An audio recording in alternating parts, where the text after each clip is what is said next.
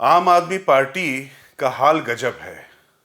अरविंद केजरीवाल जो उसके संयोजक और दिल्ली के मुख्यमंत्री हैं, वो शीश महल छोड़कर जेल नहीं जाना चाहते हैं। वहीं उनके जो करीबी लोग हैं, वो अपना इलाज दिल्ली के अस्पतालों में नहीं कराना चाहते हैं। आगे बढ़ेंगे, लेकिन ये तो रही बात चरित्र की, पार्टी के जो कहती थी और अब क्या हो रहा है। लेकिन जो हो रहा है उस पर बात करना जरूरी है। अगर मैं यूं कहूं कि केजरीवाल और उनकी पार्टी पर फिलहाल आफत सी आई हुई है। एक समस्या का हल निकलता है कि दूसरी समस्या मुंह बाय खड़ी हो जाती है।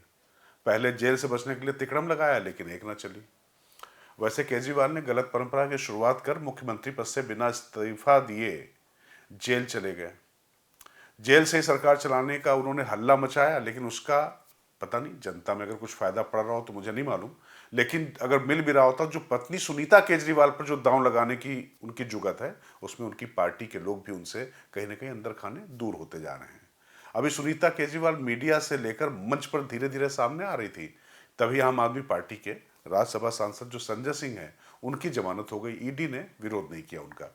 सच मानिए, आप सोचिए कि केजरीवाल का जो गणित है कितना यहाँ पर बिगड़ा होगा। नमस्कार, मैं हूँ राजकिशोर। बुलंद भारत टीवी पर जब मैं आपसे बातें कर रहा हूँ तो उसके लिए थोड़ा सा क्रोनोलॉजी समझिए, और ये बातें यूं ही नहीं, आपको अपने आप समझ में आ जाएगा। दरअसल जब केजरीवाल ने एनजीओ और आंदोलन चलाया तो उनकी काबिलियत दुनिया भर के सामने आ गई, इसमें कोई दो राय नहीं।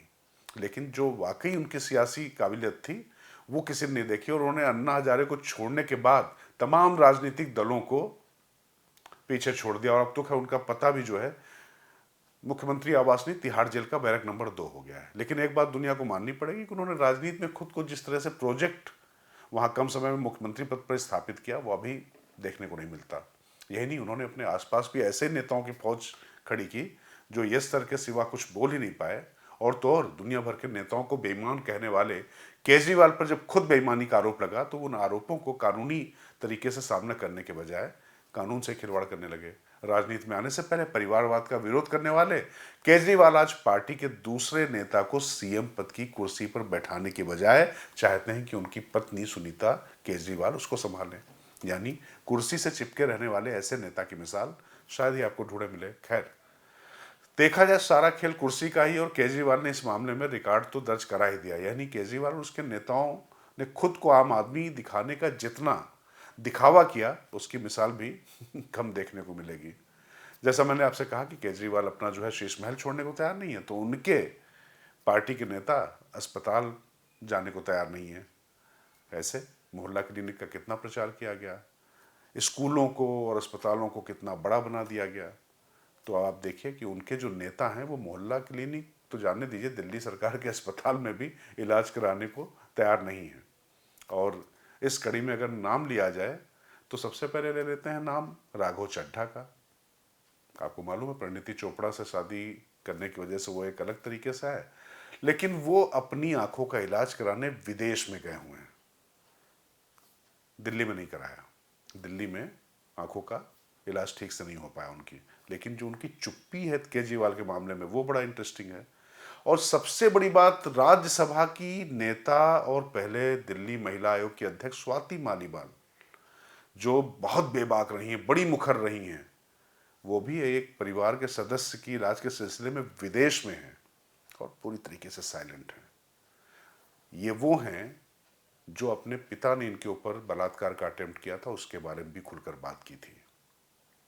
मुझे लगता है उस पर लेकिन चुप्पी है, और उन्हें भी शायद सौरभ भारद्वाज और आतिशी वाला डर तो नहीं सता रहा है कि उनका भी नाम ले लें अरविंद केजरीवाल और वो भी फालतू में फंस जाएं।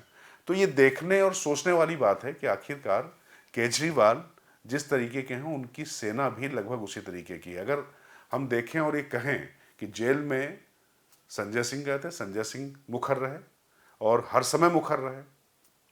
इसके अलावा अन्य नेताओं की अगर मैं बात करूं तो कहीं ना कहीं केजरीवाल के साथ तो खड़े दिखाई पड़ रहे हैं, लेकिन राघव चड्ढा और स्वाति मालीवाल की चुप्पी, आप सोच लीजिए कि किस तरीके से पार्टी चल रही है। तो ये जो आपको दिखाई पड़ रहा है कि अभी काफ़ी कुछ लगता है कि अरविंद केजरीवाल ने ये कर दिया, वो कर दिया, महफिल लूट ली, लेकिन पार्टी के अंदर कितनी बड़ी समस्या चल रही है, ये मुझे लगता है कि मुझे बताने की ज़रूरत नहीं है। तो अभी इतना ही, और इसी तरीके की खबरों को देखने के लिए आप देखते रहिए बुलंद भारत टीवी। मुझको यानी राजकिशोर को दीजिए इजाज़त। बुलंद भारत टीवी, ताकत आपकी।